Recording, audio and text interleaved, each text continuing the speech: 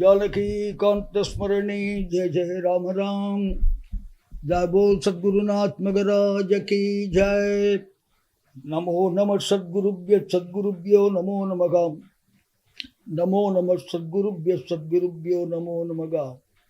प्रह्लादनार्द पराशर पुंडलीक व्यासांबरीश सुख सौनक भीष्मदव्यान रुक्मांगदार्जुन वसिष्ठ विभीषणादीन पुण्यानिमान परम भागवतां स्मरामि।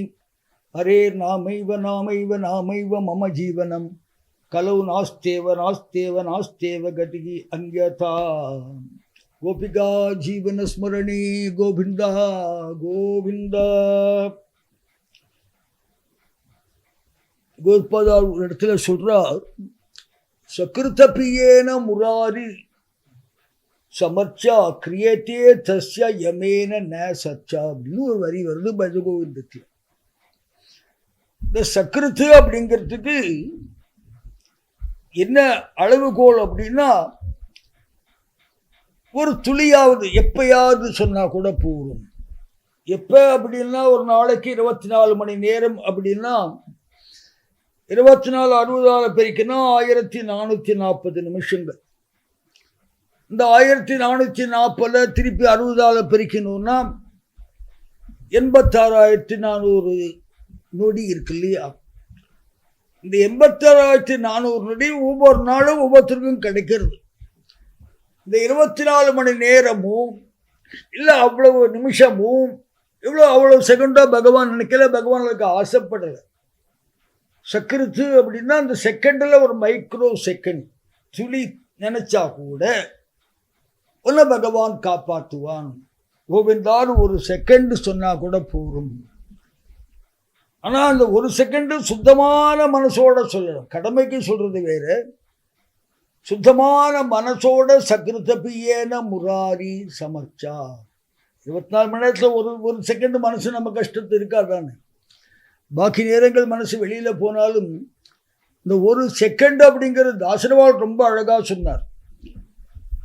ஆவின கொம்பின துதியல்லிங்கிறார். இந்த மாடு அப்படின்னு ஒன்று இருக்கு, நமக்கெல்லாம் தெரியும். 2 கொம்பை வச்சுன்னு இருக்கும்.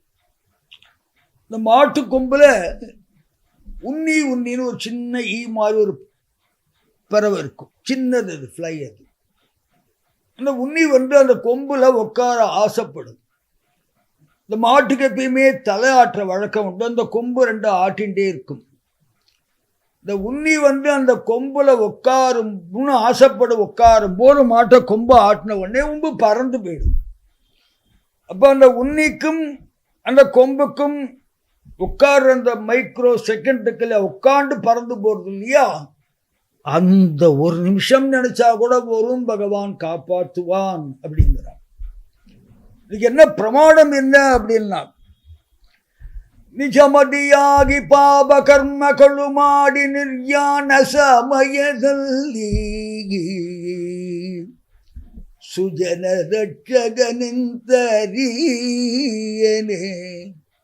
ತನ್ನ ತನುಜ ನಾರಾಯಣ ಎಂದು ಕೂಗಿದ ಆ ಕ್ಷಣವೇ ಅಪ್ಪ ಅಂಜಬೇಡ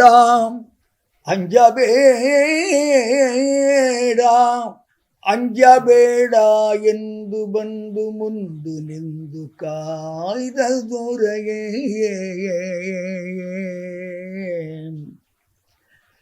பாப கர்மக்களும் மாடி அப்படிங்கிறார் தாசர்வாள்.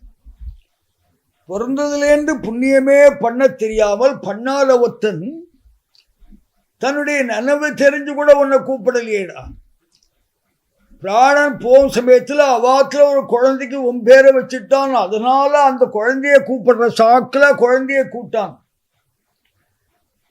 எல்லாத்துலேயும் கூட்ட உடனே குழந்தை வந்திருக்காது. ஆனால் நீ எங்கேயோ இருந்த, உன் பேரை சொல்லி கூட்ட உடனே உன்னைத்தான் கூப்பிடுறேன்னு ஓடி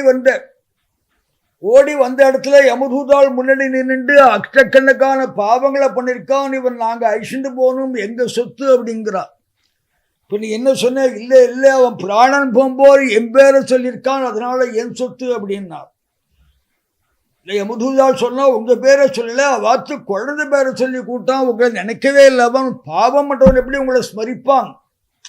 என்னத்தான் நினைச்சான். என் பேர் அவாச்சும் குழந்தைய கூட்டாலும் குழந்தைக்கு என் பேர் தானே வச்சிருக்காங்க, அப்போ என்னதானே கூட்டதான் அர்த்தம் அப்படிங்கிறார்.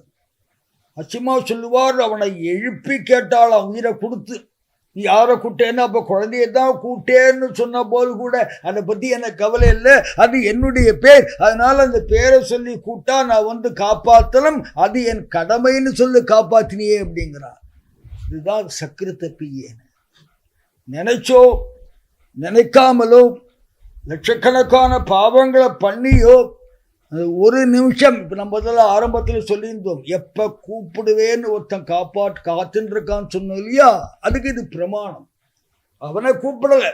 நம்ம பாஷையில் சொல்லணும்னா இந்த கால் ஒரிஜினலாக அவனுக்கு இல்லை கால், இது ராங் கால்னு வச்சுக்கோங்களேன். But wrong call to right person. இதுதான் நம்ம யாரை கூப்பிடணுமோ அவனுக்கு போய் சேர்ந்துருத்து. ஆனால் அவனுக்கு நம்ம கால் போடலை. ஆனால் அவன் அந்த காலை எடுத்துட்டான், எடுக்க வேண்டியவன் காலை எடுக்கல, ரெஸ்பாண்ட் பண்ணலை. ஆனால் எங்கே போச்சோ, கால் டைவர்ட்டில் போட்டாரோ அந்த கால் அவன்கிட்ட போச்சு. அந்த காலை எடுத்த உடனே நான் காலுக்கு சம்மந்தப்பட்ட கஜேந்திர மோட்சத்தை சொல்லுவான். ஆதி மூலமே எல்லாரும் காப்பாற்றணுன்னு ஓடி வராளாம். ஓடி வர நேரத்தில் ஆதி மூலமேன்னு கூட்டுட்டான் கஜேந்திரன். எல்லாரும் பேக் அடிச்சான். ஏன் காப்பாற்ற வேண்டியதானேன்னா, விரும்பின கூட்டுந்தா காப்பாற்றிருப்போம், ஆதி மூலமேனு கூட்டுட்டா நாங்கள் என்ன காப்பாற்ற முடியாது, நாங்கள் காப்பாற்றினா நாங்கள் தான் ஆதி மூலம்னு ஆயிடும். நாகம் நாகம் நச்சாகம் நஷபபதி புனகான்னு திரும்பி போயிட்டாலாம் அவள்லாம்.